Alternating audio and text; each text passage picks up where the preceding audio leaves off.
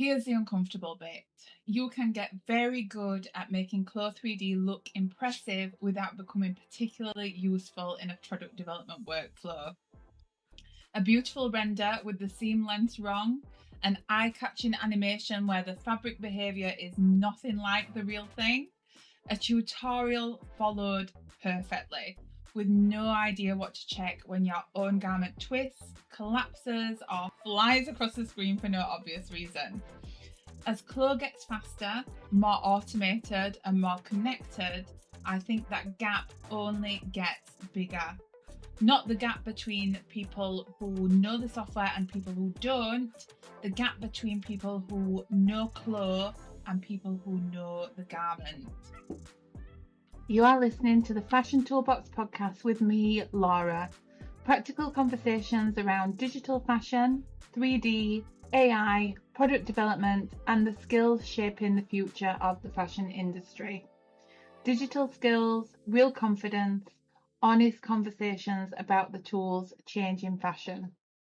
If you're learning CLO3D in 2026, you've got more tutorials, resources, and shortcuts available to you than ever before. You've also got more ways to get distracted. Another feature to learn, another beautiful render to compare yourself to online, another AI tool promising to make the whole process faster. You can learn all of it. And honestly, you don't need to. So today I want to answer a question that I get asked constantly in training sessions and in messages. What should I actually focus on if I want my CLO3D skills to still be useful in a year or 5 years? Whatever your role, my answer is broadly the same. Stop trying to predict every tool that you might need one day.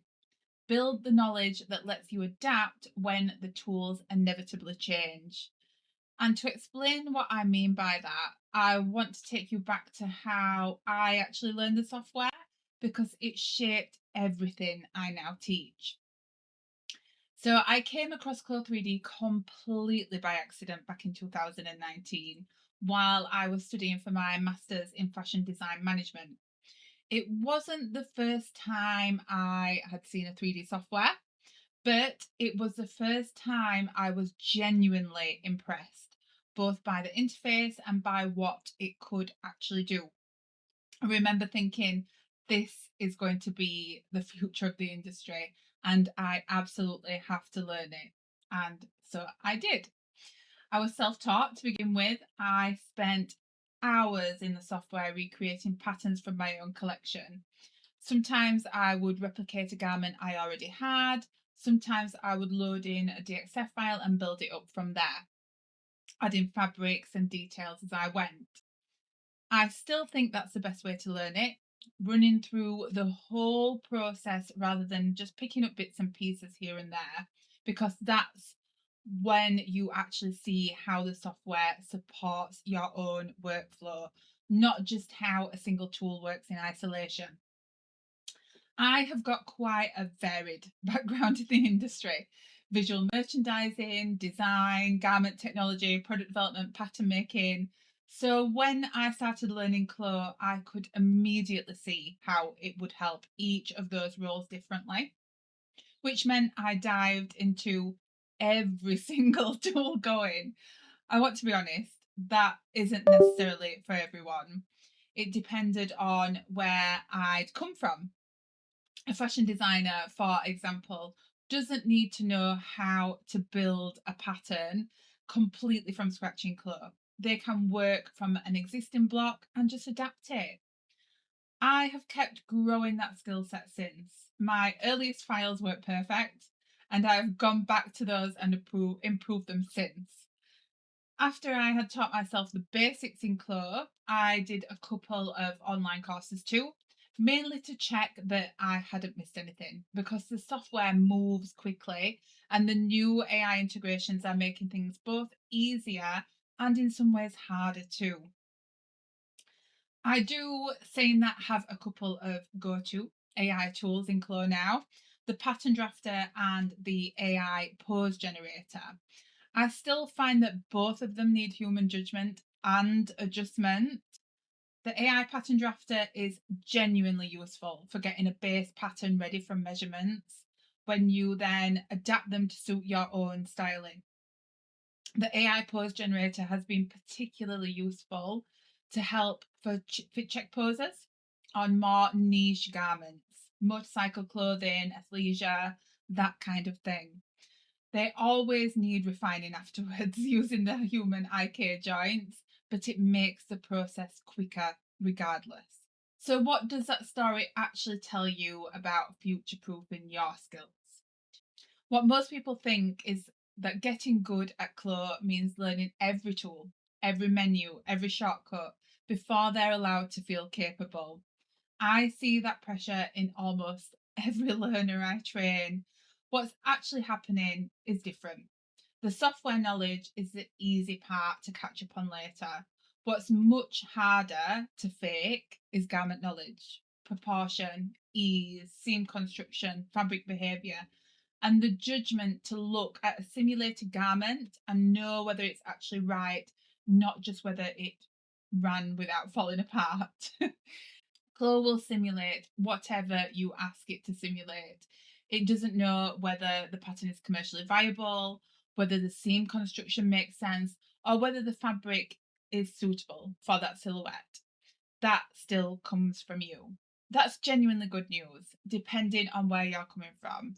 If you come from pattern cutting, garment tech, or design, you are not starting from zero when you open CLO for the first time.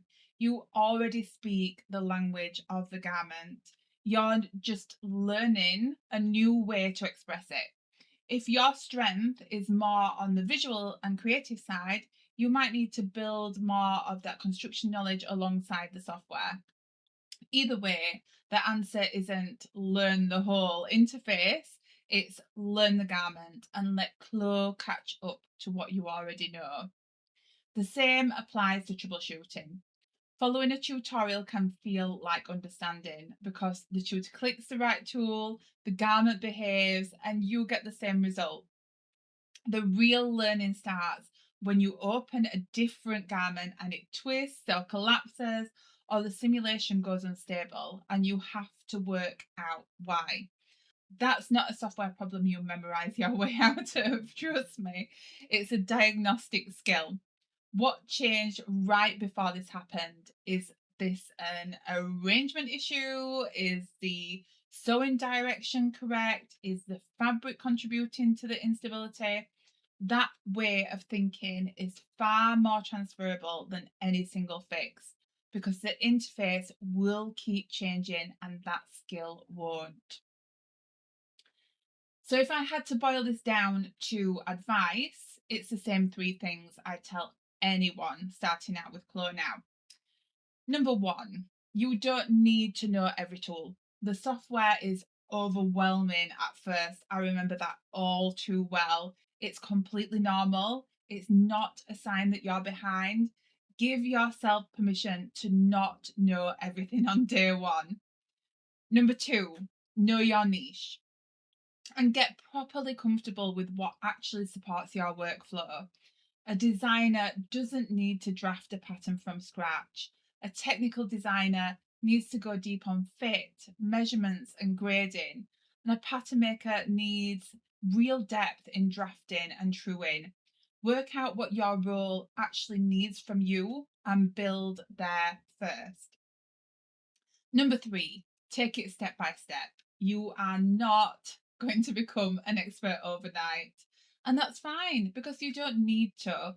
What you can do in that same amount of time is build your first garment. So focus on that first rather than the whole picture at once.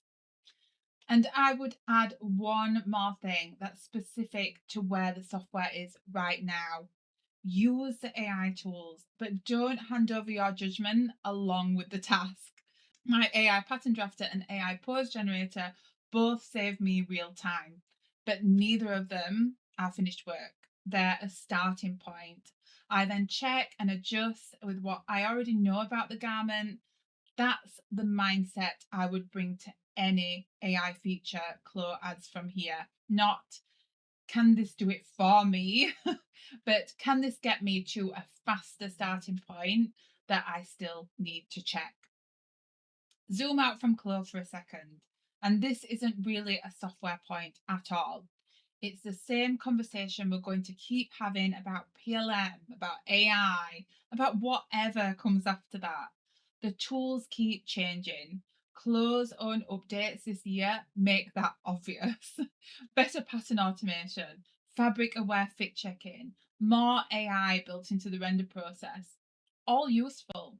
None of it replaces someone who understands the product. I think that's the thing worth holding on to as this industry gets more digital, more automated, and honestly, a bit noisier. The software is rarely the hardest part. Knowing where it fits and knowing enough to judge what it gives you back is the actual skill. That's true whether you're learning CLO in your bedroom the way I did, or rolling it out across a whole team. So here's my question for you. Thinking about where you are right now, is the thing holding you back the software itself, or is it not being sure yet what you actually need to do for your role? Send me a message or connect with me on LinkedIn or Instagram and let me know. I read all of them. The tool will keep changing. What won't change is that someone needs to know whether the garment is actually right. Build that first, and the software becomes something you can always catch up on later. Follow the podcast so you don't miss the next episode, and let me know on LinkedIn or Instagram what you would like me to cover next. Thank you for listening to the Fashion Toolbox podcast. For more practical conversations around digital fashion, 3D, AI, and product development, follow the podcast and connect with me on LinkedIn or Instagram. This has been the Fashion Toolbox podcast with me, Laura. Digital skills, real confidence, honest conversations about the tools changing fashion.